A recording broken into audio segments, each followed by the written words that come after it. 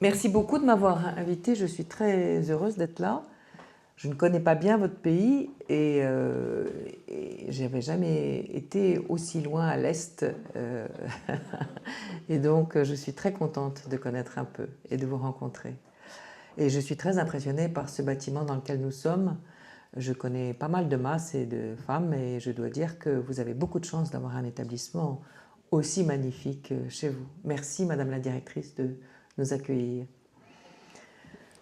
Euh, Peut-être en préambule, deux ou trois petits points de détail. Premièrement, je suis maintenant à la retraite, donc avec une liberté de parole très grande, et je vais en profiter. Parce que quand on est dans des fonctions professionnelles, représentatives ou non, parfois on est condamné à être un peu plus prudent. Donc, je vous le dis, je vais en profiter, et en même temps, quand je vous parle, je n'engage que moi.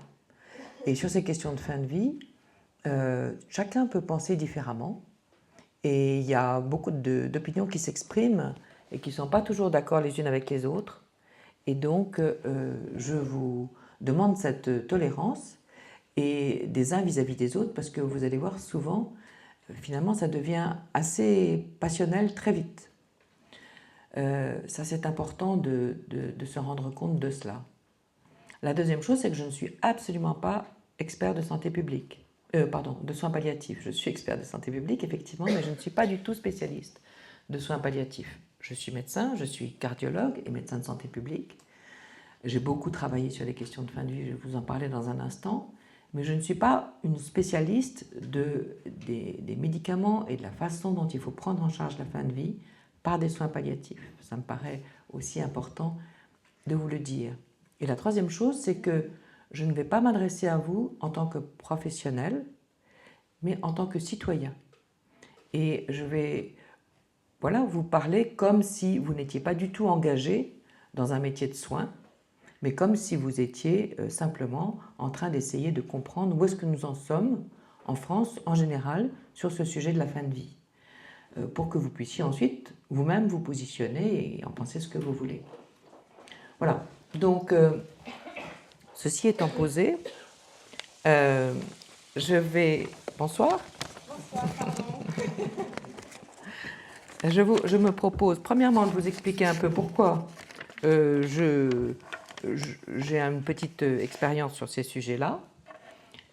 Ensuite, vous dire en quelques mots, un peu comme M. Lévy l'a fait, Müller l'a fait, je vais vous donner un peu un contexte sur le sujet de la fin de vie en France en général. Ensuite, peut-être vous dire où nous en sommes effectivement sur le plan législatif aujourd'hui, puisque j'ai été amenée à suivre ces sujets de près. Et enfin, pour introduire au débat, je vous dirai pourquoi moi, je ne suis pas entièrement satisfaite du projet de loi qui est actuellement en discussion. Ce qui permettra justement de préciser un peu les enjeux et que vous puissiez vous positionner en connaissance de cause, éventuellement mieux, sur le projet de loi qui va probablement reprendre dans les mois qui viennent. Alors, comment se fait-il que je m'intéresse à ces sujets-là en tant que cardiologue?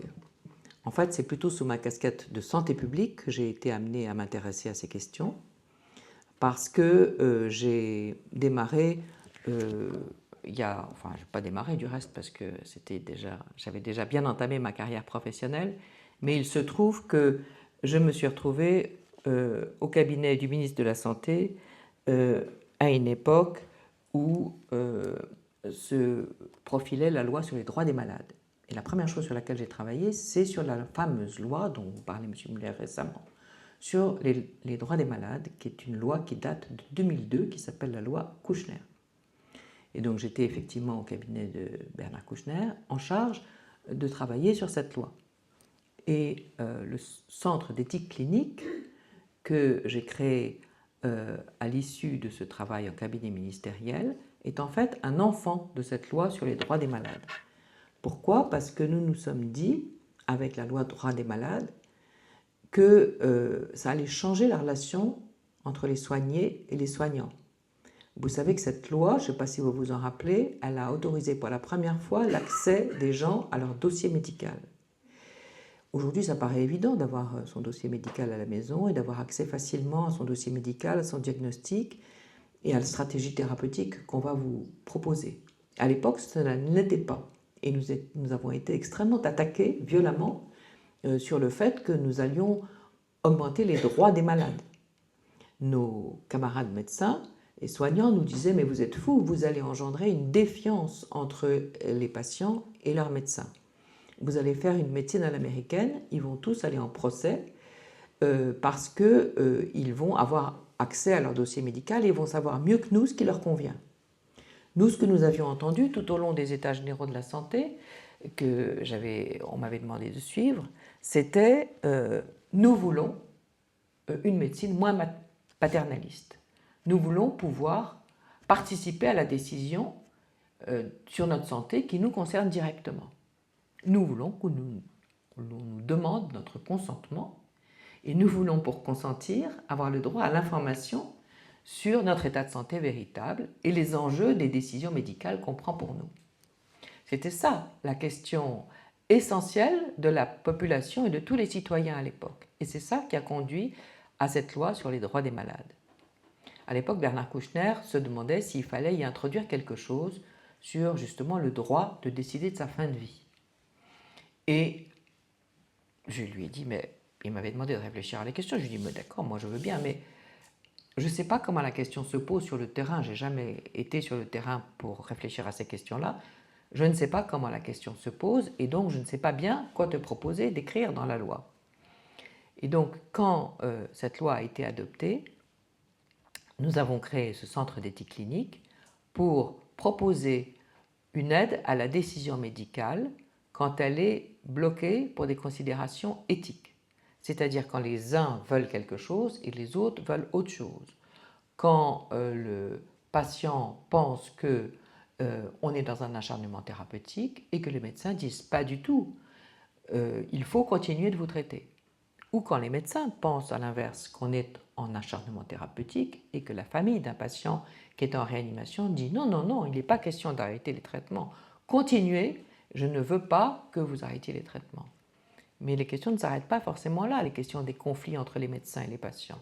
Ça peut être aussi sur une demande d'accès à la procréation médicalement assistée, par exemple, où un couple arrive et peut-être le monsieur a 40 ans de plus que la jeune femme et ils veulent faire un enfant ensemble et les médecins se demandent s'il n'y a pas quelque part un abus de pouvoir de l'homme sur la femme ou bien à l'inverse si parfois la femme n'est pas en train de demander excessivement quelque chose.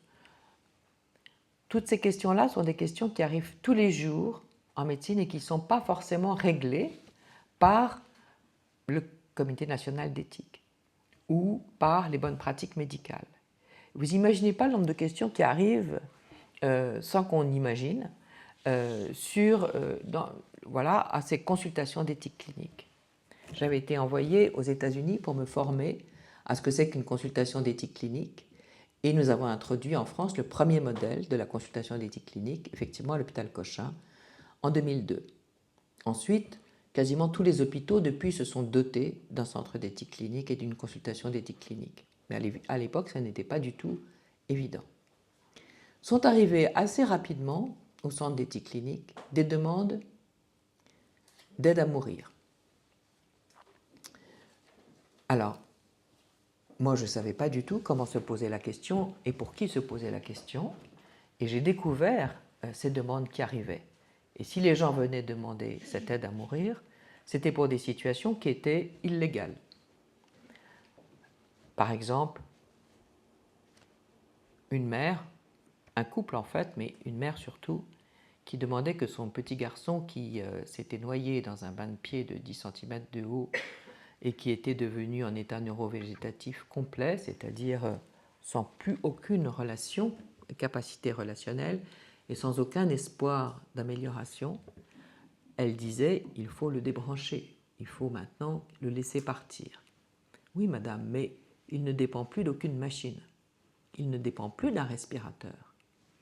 Donc, quelle machine débrancher? Oui, mais qu'est-ce que c'est que cette vie qu'il va avoir encore pendant peut-être 50, 70, 90 ans? Et moi, je ne peux pas le laisser, l'abandonner. Et j'ai d'autres enfants, et je suis loin.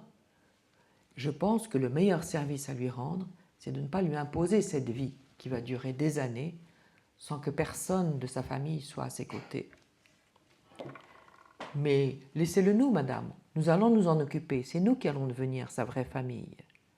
Mais non, vous ne serez jamais sa famille, et moi, je ne peux pas vous abandonner, mon enfant. C'est une histoire parmi d'autres, et nous avons eu comme ça plusieurs demandes d'aide à mourir sur des situations très différentes.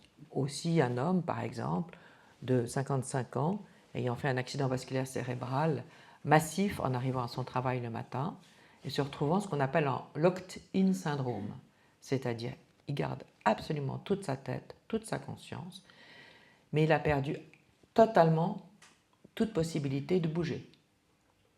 Et il ne peut plus bouger que la paupière ou éventuellement un doigt pour exprimer avec un code oui, non, ce qu'il souhaite ou ce qu'il ne souhaite pas.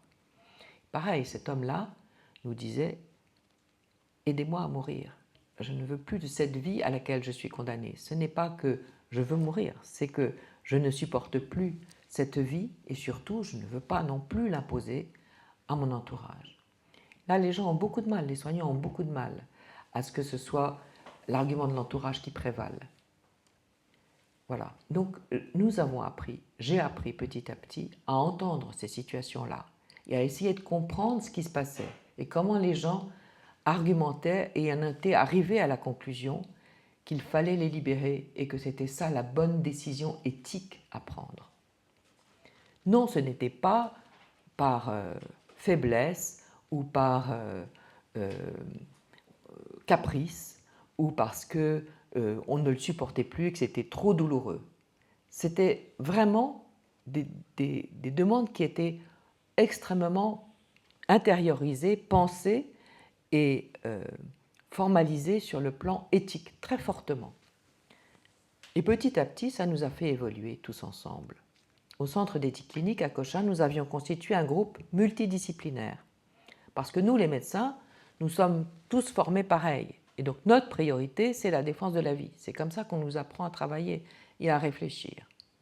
Mais quand vous êtes autour d'une table avec une mini-société civile composée de philosophes, de sociologues, de juristes, de psychanalystes, de journalistes, de hauts fonctionnaires, de représentants d'associations de patients, eh bien, petit à petit, tout ce monde vous dit « Mais attendez, les médecins, votre priorité, c'est comme ça, mais parfois, la priorité, ça peut être autrement. Et nous n'avons pas la même notion du bien et du mal et de la hiérarchie des valeurs quand nous venons d'autres univers professionnels. » Et c'est comme ça que petit à petit, j'ai appris à mes dépens que le bien et le mal n'étaient pas exactement toujours à l'endroit où je pensais moi qu'ils étaient et que travailler à plusieurs, en multidisciplinarité, ça faisait beaucoup réfléchir et avancer.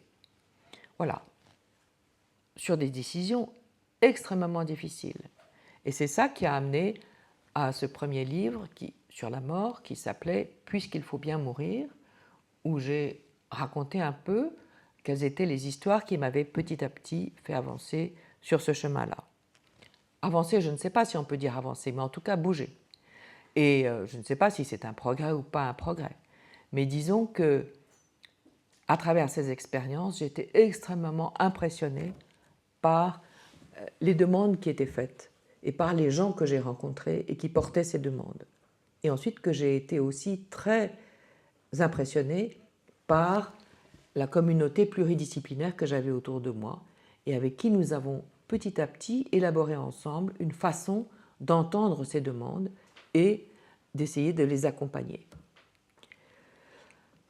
Voilà comment les choses ont petit à petit commencé. Donc du côté de la parole des gens et du droit des malades, et pas du côté de l'éthique institutionnelle, mais du côté de l'éthique des citoyens.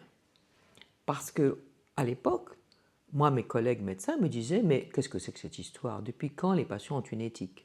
Ou depuis quand les familles ont une éthique? C'est nous qui détenons l'éthique. Et donc, vous voyez, ça a été vraiment une révolution mentale, et une révolution mal prise par les professionnels. Et donc, ça a été extrêmement difficile de petit à petit les amener, eux aussi, à penser à ces questions-là différemment. Mais ça s'est fait.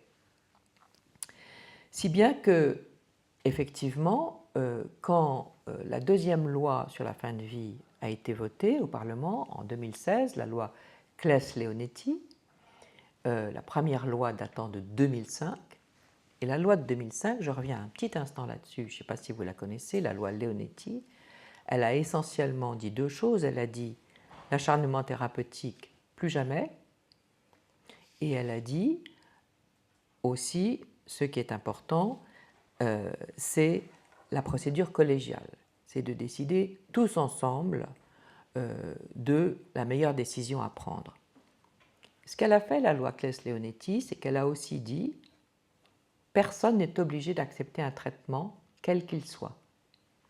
Et ce quel qu'il soit, il a inclus l'alimentation artificielle. Or, ce petit garçon dont je vous parlais il y a un instant, la seule chose qu'il retenait à la vie, c'était une sonde d'alimentation artificielle. Il ne pouvait plus se nourrir tout seul, et donc il avait une sonde dans l'estomac, vous savez, une gastrostomie périendoscopique, et il était nourri par ce tuyau qui était dans l'estomac. Sans ce tuyau, il n'aurait pas pu vivre. Et donc la loi Leonetti, en 2005, a autorisé qu'on puisse considérer cette alimentation artificielle comme un traitement et qu'on puisse considérer que ce traitement-là signifie acharnement thérapeutique dans certaines circonstances. Et la demande des parents de ce petit garçon qui était illégal 2 ans après est devenue du jour au lendemain légale. Donc vous voyez que parfois la loi, elle rend les choses illégales, mais qu'elle les transforme rapidement. Et donc, où est la vérité? La vérité éthique, la vérité morale, est-ce qu'elle est du temps de l'avant ou du temps de l'après? Donc toutes ces questions-là sont éminemment sensibles à la variation de l'ère du temps. Et on ne se dote de lois que pour accompagner une société à l'endroit où elle est à un moment donné. Passons sur la première loi Leonetti, passons à la deuxième loi Claes-Leonetti, 10 ans après, 2016, alors que la première était 2005. Claes-Leonetti, pourquoi? Parce qu'elle est portée à ce moment-là par 2 rapporteurs, un de gauche, un de droite, pour essayer d'en faire une loi transpartisane. Et cette loi transpartisane, elle va encore un peu plus loin, théoriquement, dans le sens du droit des patients. C'est-à-dire qu'elle dit le dernier mot doit appartenir au patient, c'est lui qui doit décider de s'il est ou non en fin de vie. Alors que jusqu'à maintenant, c'était les médecins qui décidaient de ça. Et l'autre chose qu'elle fait, la loi Claes-Leonetti, c'est qu'elle introduit une nouvelle pratique. Vous m'arrêtez hein, si je vais trop vite ou si... Bon, c'est compliqué. Elle introduit une nouvelle pratique qui s'appelle la sédation profonde et continue jusqu'au décès. Et cette pratique, tout le monde en est content. Il y avait déjà 2 clans dans les gens qui réfléchissaient à la fin de vie, ceux qui étaient contre toute aide à mourir et qui sont souvent représentés par les médecins des soins palliatifs et par la Société française de soins palliatifs, et de l'autre côté, les gens qui réclamaient que la France se dote d'une loi comme les Belges ou comme les Hollandais, c'est-à-dire autorise le suicide assisté ou l'euthanasie. Et ces 2 clans, bizarrement, se sont retrouvés à peu près d'accord sur la loi Claes-Leonetti grâce à cette sédation profonde et continue jusqu'au décès. Voilà. Et c'est à ce moment-là que la ministre de la Santé de l'époque, Marisol Touraine, me demande de prendre la présidence, la direction du nouveau Centre national des soins palliatifs et de la fin de vie qu'elle crée et qui est dans la loi. Moi, je lui dis, Madame la ministre, je veux bien, mais je vous signale qu'il n'y aura pas d'entente possible entre les partisans des soins palliatifs d'un côté et les partisans de l'aide à mourir de l'autre. Elle me dit, débrouillez-vous, je ne veux pas le savoir, il faut que tout le monde y trouve son compte, et donc il faut faire un centre national général là-dessus. Bon, donc on essaye de s'y mettre. Et puis très vite, je m'aperçois que ça ne va pas le faire du tout. Et c'est-à-dire que tout le monde a vu midi à sa porte, avec la sédation profonde et continue jusqu'au décès. Les gens des soins palliatifs se sont dit, c'est très bien, c'est une pratique qu'on maîtrise parfaitement, et c'est nous qui allons continuer de la pratiquer seuls, et donc on la fera comme on sait la faire et comme on a envie de la faire, et voilà. Et les autres se sont dit, grâce à cette sédation profonde on continue jusqu'au décès, on n'aura pas l'euthanasie comme à la Belge avec une injection létale très rapide, mais on aura un moyen de demander, puisqu'on nous autorise à dire quand est-ce qu'on estime qu'on est en fin de vie, on aura le moyen de demander d'être en fin de vie et d'être endormi pour ne pas se voir mourir au moment où on le souhaitera. C'est que ça ne s'est pas passé du tout comme ça. Parce que les gens des soins palliatifs ont fait une pression très forte pour tenir la pratique circonscrite dans les termes qui étaient les leurs. Bon, c'était tout à fait cohérent avec leur pensée, et donc voilà, mais ce n'était pas du tout ce que souhaitaient les autres. Et donc dans ce Centre national des soins palliatifs et de la fin de vie, moi je disais c'est la maison de tout le monde. Et finalement, j'en suis venue très vite à penser que la mort, c'est un moment qui appartient à chacun. Il me semble, moi, que la mort, c'est un moment assez crucial de la vie, si je peux dire, assez définitif, comme vous l'avez dit tout à l'heure, et que quand on est un homme, ou une femme, bien entendu, je parle homme au sens générique du terme, on a envie de réfléchir à sa mort, on peut avoir envie en tout cas de réfléchir à sa mort et de se dire, voilà ce qui serait important pour moi, le jour où je vais mourir, je voudrais une mort qui me ressemble, qui soit conforme à ce que j'ai été, qui soit conforme à mes convictions religieuses, qui soit conforme à mon contexte culturel, à mon histoire. Eh bien oui, eh bien si on dit ça, ça veut dire que personne ne peut vous imposer un schéma de bonne mort. Chacun peut penser sa mort différemment et peut penser que sa mort va être bonne dans un sens différent du voisin. Et moi, je pensais que nous étions arrivés en France à un moment où on a une communauté si diversifiée, avec plein de gens d'horizons différents et de cultures et de milieux différents, que la moindre des choses qu'on doit à tous ces gens, c'est le respect de leurs propres souhaits au moment de mourir. Et que la société les accompagne là-dedans sans jugement. Mais ça, ce n'est pas l'idée de tout le monde. Et donc, voilà, je vais vous raconter maintenant quel est le contexte général de la fin de vie et non pas le petit contexte dans lequel moi, je me suis forgé à ces questions-là. Le contexte de la fin de vie en France, c'est que, effectivement, nous sommes assez en retard, si l'on peut dire les choses comme ça, par rapport aux pays voisins et aux autres pays européens. Alors, il y a des pays qui ont légiféré depuis longtemps, que vous connaissez bien. Ça va, je ne vais pas trop vite? Bon. Qui sont par exemple la Belgique ou les Pays-Bas ou le Luxembourg, qui eux ont des lois depuis 2002 qui autorisent à la fois le suicide assisté et l'euthanasie. La Suisse, elle, c'est un peu différent parce qu'elle autorise le suicide assisté depuis très très longtemps, depuis quasiment un siècle, à cause de la Constitution dont elle s'est dotée. Donc elle n'a pas légiféré récemment sur ces questions-là, mais le suicide assisté est toléré chez elle depuis extrêmement longtemps. Il a pris beaucoup plus d'ampleur ces dernières années, mais ça fait très longtemps qu'il est autorisé. Par contre, il y a plein d'autres pays en Europe qui sont en train d'avancer très vite sur ces questions-là et qui autorisent le suicide assisté. y compris des pays catholiques comme les nôtres, c'est-à-dire l'Italie, même si aujourd'hui c'est encore débattu au Parlement italien, mais en tout cas les 2 premiers rounds de la législation sont passés, l'Espagne, le Portugal, l'Allemagne, l'Autriche. Voilà. Donc c'est vrai que nous commençons à devenir un peu des ovnis dans les pays européens, sans compter avec le Canada qui a légiféré depuis longtemps et qui aujourd'hui autorise à la fois l'euthanasie et le suicide assisté, 17 des États américains qui autorisent non pas l'euthanasie mais le suicide assisté, l'Australie et j'en passe. Donc voilà, c'est ça l'état actuel de la question à travers le monde. Alors pourquoi nous, on passe pas? On passe pas, je ne sais pas si on doit passer du reste, mais pourquoi chez nous ça a pris du retard et pourquoi ça prend une telle ampleur de clivage?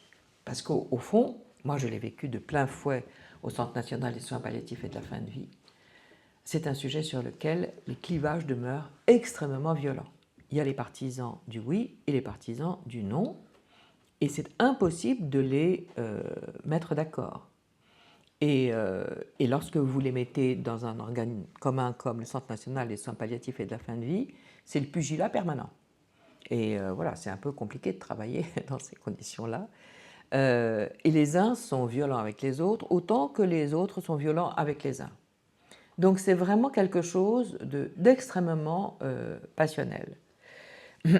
Bon, les arguments des uns et des autres, vous les connaissez par cœur, donc je ne vais pas les lister ici. Mais ce que je voudrais vous proposer, c'est quelques explications. Je pense d'abord parce que en France, on est très... Il y a ceux qui pensent, et puis les autres, ils doivent faire ce que les autres qui ont pensé décident qu'il faut faire, et ce qui est bien de faire. On est une société très prescriptive, très hiérarchisée verticalement, et très, on appelle ça en anglais top-down. À l'inverse des sociétés anglo-saxonnes, par exemple, qui sont beaucoup plus verticales, horizontales comme ça. Ou même bottom-up, c'est-à-dire que c'est ce qui vient du terrain et ce qui vient de la société qui remonte et qui fait consensus et qui fait loi. Chez nous, voilà, il y a le Comité national d'éthique, le Parlement, le Président de la République, et on est obligé de tous penser comme on nous dit qu'il faut bien penser. On n'est pas très autonomiste.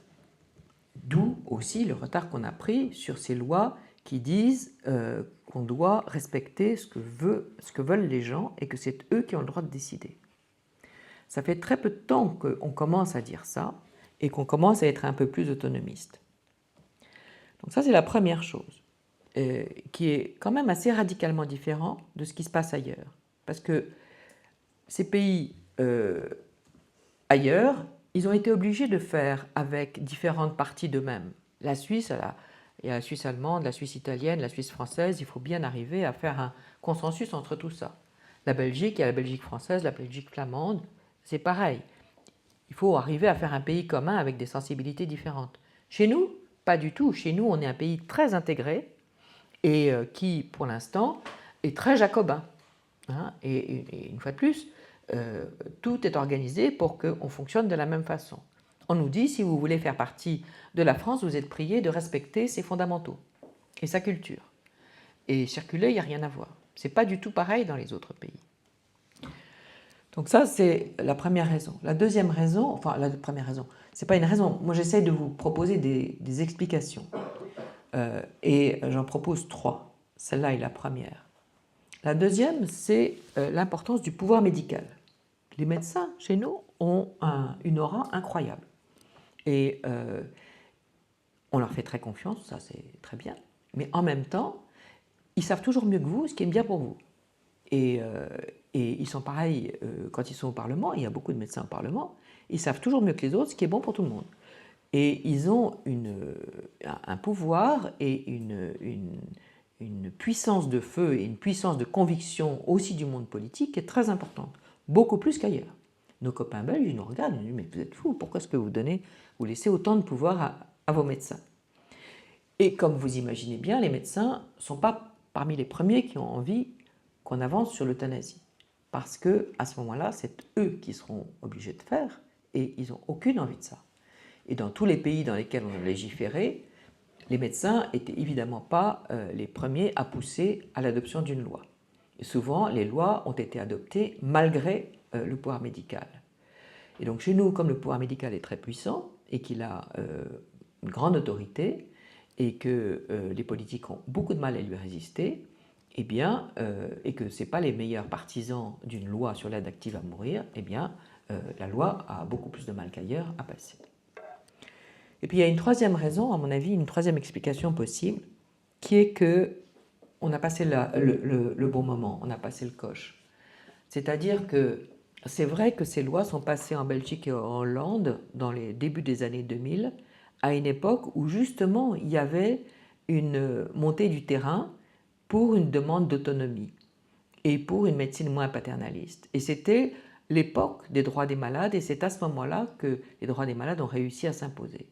Alors qu'aujourd'hui, on est dans un moment de l'histoire civilisationnelle, la nôtre, très différent, où on a peur de ce qui est en train de se profiler.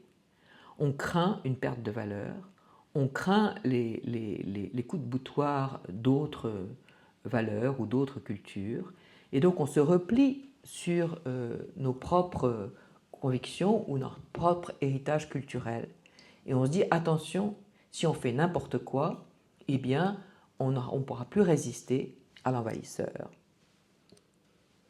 Je vous laisse réfléchir à qui peuvent bien être ces affreux envahisseurs. Voilà. Mais la société aujourd'hui française est devenue pour une grande partie réactionnaire. Et je pense que la réaction ne favorise pas cette idée que l'on peut éventuellement choisir les conditions de sa mort. C'est quelque chose qui relève, choisir les conditions de sa mort, c'est quelque chose qui relève du droit individuel, du droit de l'individu, du droit de la personne, et c'est un mouvement civilisationnel qui est un peu contradictoire avec le maintien des valeurs d'autrefois et la montée réactionnaire. Alors ça, c'était une petite mise en contexte. Où est-ce qu'on en est précisément de la loi, puisque c'est ça qui vous intéresse aussi. Alors, comme vous avez compris, Emmanuel Macron, au moment où il s'est présenté pour la deuxième fois à la présidence de la République, avait promis que le marqueur sociétal de son deuxième mandat serait une loi sur l'aide active à mourir. Donc il promet ça pendant l'hiver 21-22 et puis pendant l'année 2022. Et quand il arrive au pouvoir, eh ben, il s'exécute. De la même façon que pendant son premier mandat, il avait fait passer la loi sur la PMA pour toutes comme indicateur sociétal. Là, il décide que l'indicateur sociétal de son deuxième mandat sera la loi sur l'aide active à mourir. Et donc, quand il est élu, il commence par convoquer une convention citoyenne à qui il demande de travailler sur ce sujet et qui rend sa copie en avril 2023. Et cette copie est largement favorable à l'aide active à mourir, à la fois au suicide assisté et à la fois à l'euthanasie active, même si cette convention citoyenne est également extrêmement favorable à un renforcement des moyens sur tout le territoire pour les soins palliatifs. Donc, Macron se dit, ben voilà, maintenant que la conférence citoyenne a conclu, il faut que j'ai un ministre qui porte cette loi. Et il confie le portage de cette loi à Agnès Firmin-Lebaudot, qui est à l'époque ministre, je ne sais plus très bien quoi du reste. Ah oui, des professionnels de santé. Ce qui n'était pas très malin à mon avis, si je peux me permettre, parce que les professionnels de santé sont les plus farouches opposants à la loi. Donc la pauvre ministre, elle a eu fort à faire à essayer de faire avancer son sujet contre les gens dont elle avait la charge. Bref, c'est elle qui était en charge. Et donc, c'est elle qui a préparé le texte de loi. Ensuite, le texte de loi a été très long à mettre en place pour les raisons que je vous indique. Et il est arrivé devant le Parlement début 2024, c'est-à-dire en janvier-février. Et puis, il a pris du temps. il a été fortement contesté, fortement débattu, avec des travaux préparatoires que je ne vous raconte pas, avec des pugilats entre les uns et les autres terribles. Et à ce moment-là, dissolution. Et donc, le projet de loi a été interrompu dans son adoption par la dissolution de l'Assemblée nationale en avril, je crois que c'était. Il avait déjà été adopté pour son volet numéro 1 qui était consacré aux soins palliatifs et adopté dans les 5 premiers articles de son volet qui était consacré à l'aide active à mourir, mais il n'était pas allé jusqu'au vote solennel.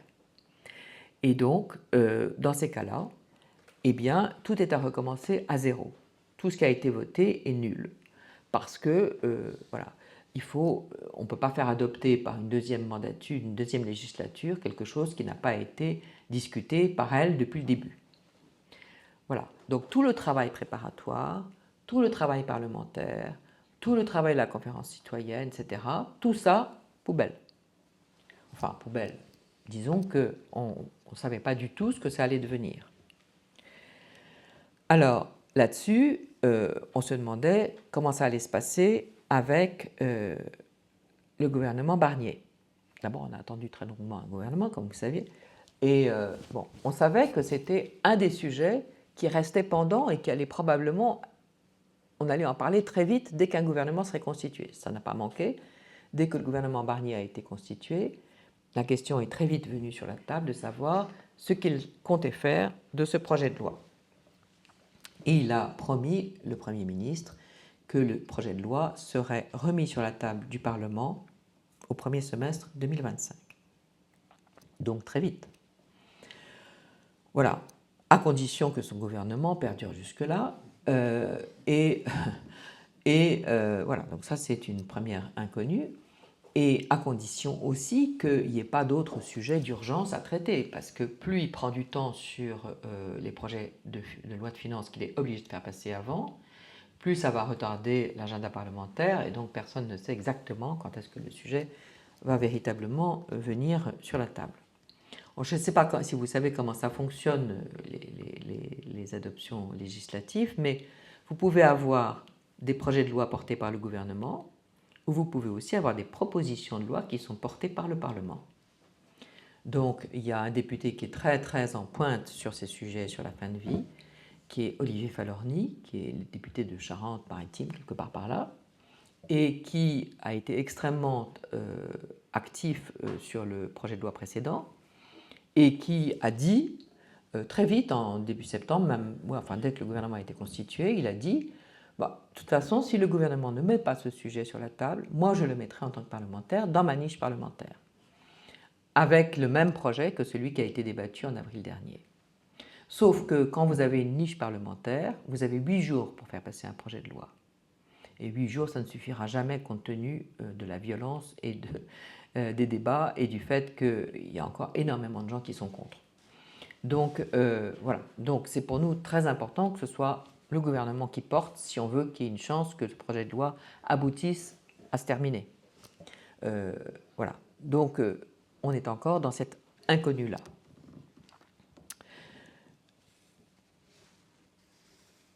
L'autre chose, c'est que c'est bien gentil que M. Barnier dise qu'il a envie de mettre cette loi sur la table du débat public, mais comme vous avez compris, la composition de l'Assemblée nationale n'est absolument pas la même qu'au printemps dernier. Et donc, il y a quand même beaucoup plus de gens aujourd'hui qui sont élus et qui sont a priori pas pour l'aide active à mourir, parce que toute l'aile droite de l'Assemblée, a priori, n'est pas pour. Donc, je ne sais pas du tout, même si le gouvernement met sur la table le projet de loi tel qu'il a été préparé et tel qu'il était en voie d'être voté et d'être adopté au printemps dernier, si ça va passer de la même façon, ou si, justement, ils vont casser le travail qui a été fait précédemment. Voilà où nous en sommes sur le plan strictement politique et du débat législatif. Alors maintenant, je vais, moi, vous faire une lecture de la façon dont je sens ce projet de loi sur le fond. Après vous avoir raconté comment ça allait se passer sur le plan du vote.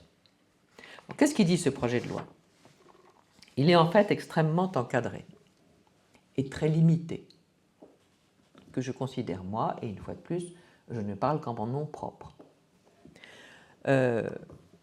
Mais comme je l'ai dit à plusieurs reprises et comme j'ai été auditionné là-dessus à plusieurs reprises par l'Assemblée nationale et que vous pouvez voir ça en ligne parce que c'est partout disponible, je ne m'en cache pas.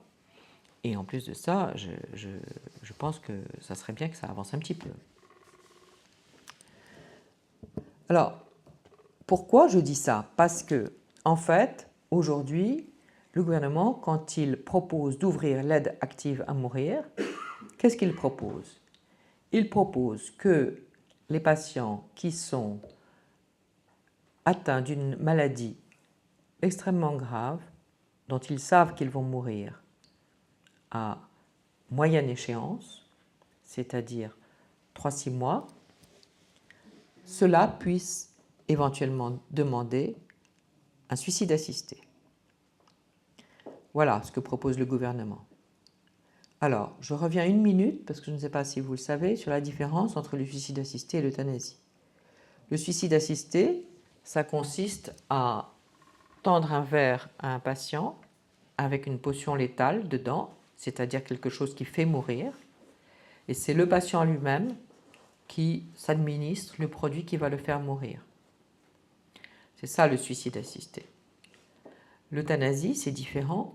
L'euthanasie, c'est une injection létale en par voie intraveineuse, qui est donc faite par un médecin, et exclusivement par un médecin.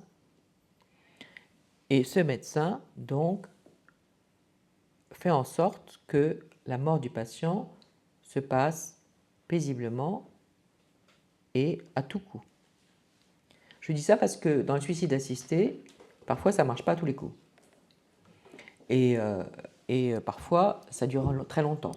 Donc c'est moins fiable comme technique, si je peux dire, que l'euthanasie.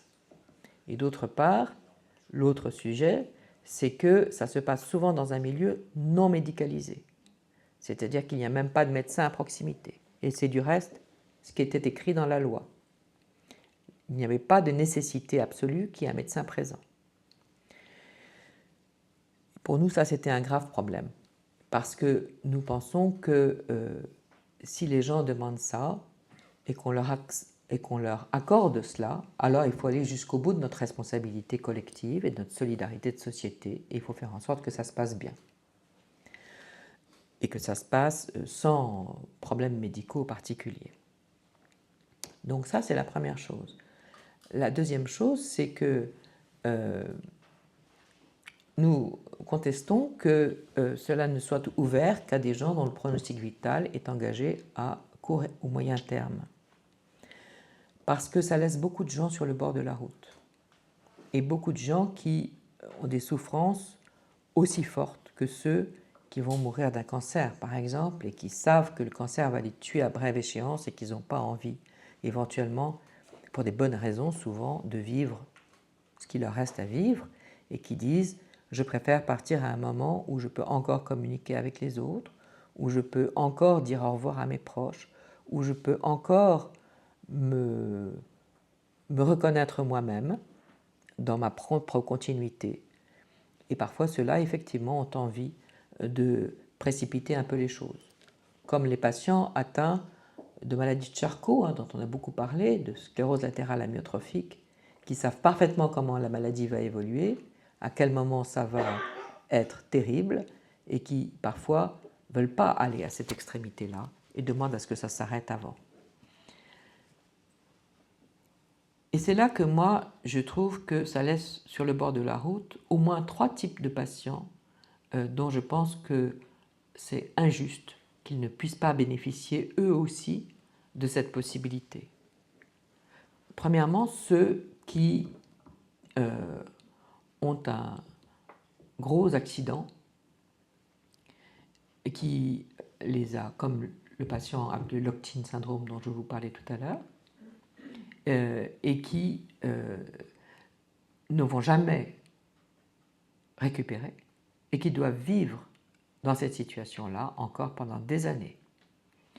Et ceux-là, J'ai encore eu une demande récente à propos d'un homme qui a eu un accident de vélo, il a 55 ans, il a eu un accident de vélo il y a 6 mois, et il est paralysé à partir de là, donc il ne peut pas respirer tout seul, il ne peut pas manger tout seul, il ne peut pas boire, il peut pas bouger ni les mains ni les pieds.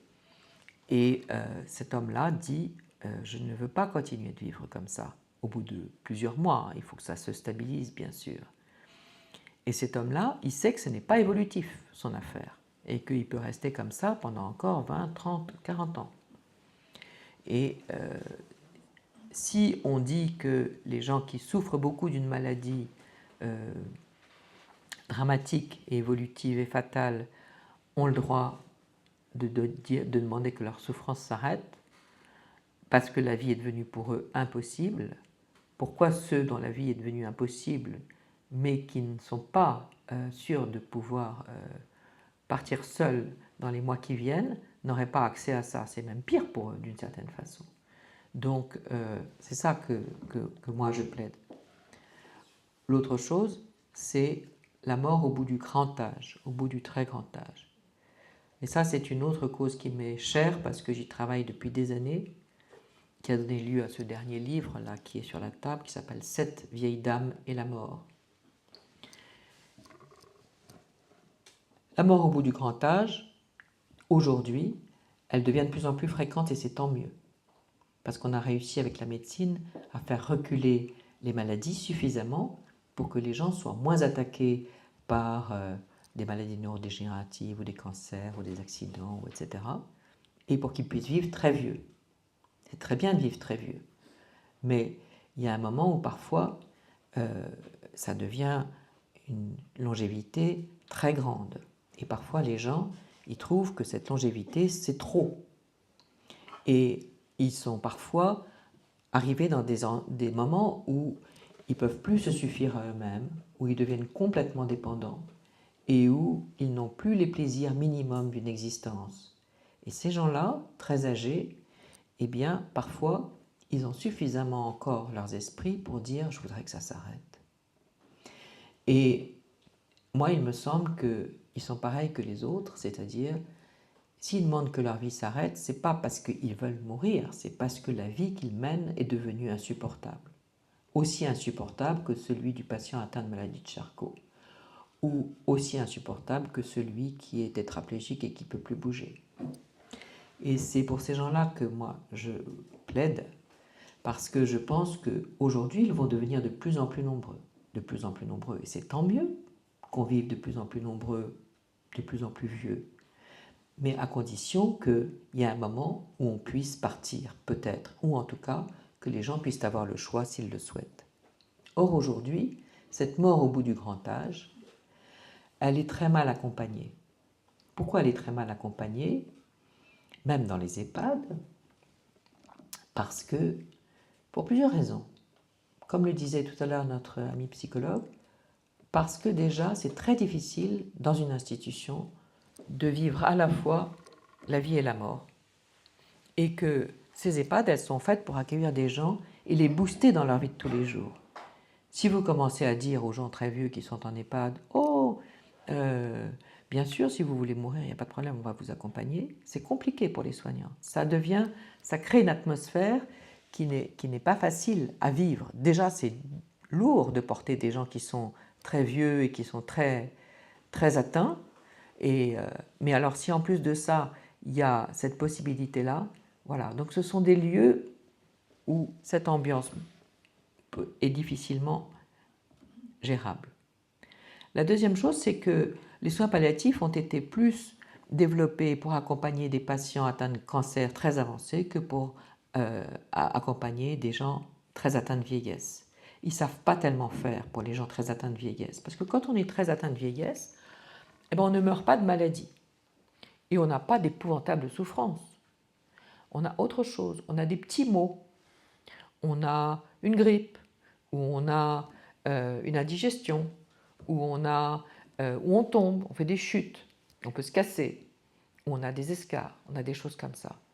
Et dans ces petites maladies-là, ces petits inconvénients, la médecine, elle sait faire, elle peut proposer une solution.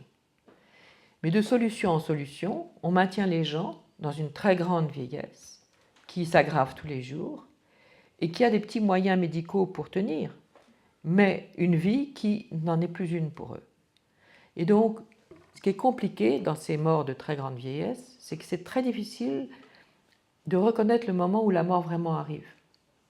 Elle vient tellement lentement, tellement doucement, qu'on a du mal à se dire c'est le bon moment. Et en plus de ça, on ne les écoute plus. On considère que leur parole ne vaut plus rien parce qu'ils sont trop vieux. Très souvent, ils battent un peu la campagne, ils ont des petits troubles cognitifs. Et donc, on a vite fait de considérer que leur parole n'a aucun poids. Mais non, dites pas ça, demain ça ira beaucoup mieux, il y aura du soleil, vous n'aurez plus du tout envie de mourir. Mais ce n'est pas vrai. Si vous les écoutez vraiment, et si vous les écoutez au jour le jour, vous vous apercevez qu'ils ont des choses très fortes à dire sur ce qu'ils pensent et ce qu'ils souhaitent et combien ils pensent que la médecine en fait trop pour eux. Voilà, donc moi je plaide pour ces gens-là parce que je pense qu'ils seront de plus en plus nombreux demain et que c'est ceux aujourd'hui qu'on accompagne le moins bien vers la mort pour quelques-unes des raisons que je viens de vous indiquer. Et c'est pour ça que j'ai écrit ce livre, pour essayer de mettre sur la table du débat parlementaire au printemps dernier cette question de la mort au bout du très grand âge et pour qu'elle soit traitée dans le projet de loi qui nous est soumis. Et bien, ce n'est pas du tout le cas pour l'instant, parce qu'ils sont tellement inquiets à l'idée de légiférer et d'ouvrir un tout petit peu la porte, et ils ont une telle pression des opposants qu'ils sont en train de rétrécir de plus en plus les possibilités d'accès au suicide assisté et non pas à l'euthanasie, parce que l'euthanasie, ça voudrait dire que la société accompagne le mouvement, et ils ne veulent pas que la société accompagne le mouvement. Ils veulent éventuellement faire honneur à l'autonomie des gens qui ont encore toute la tête et qui ne sont pas trop vieux et qui ont la maladie de Charcot ou qui sont capables de dire ce qu'ils veulent vraiment jusqu'au bout et juste à la minute où on va leur donner le verre pour boire, mais ils ne veulent absolument pas que la société y mette les doigts. Ils veulent bien qu'un proche soit là, qui fasse éventuellement les choses pour le patient, mais surtout pas un médecin et surtout pas la société. Et moi, je pense l'inverse. Je pense que ça fait partie du métier de soignant et du métier de médecin que d'accompagner son patient qu'on a vu souffrir et qu'on a compris combien il souffrait et qu'on connaît depuis des mois et des années et dont on sait quelles sont les limites et dont on sait quelles sont les convictions. Eh bien, je pense que c'est au médecin de l'accompagner dans ces moments ultimes et que c'est la gloire du métier. Mais pas beaucoup de médecins pensent comme moi. Merci.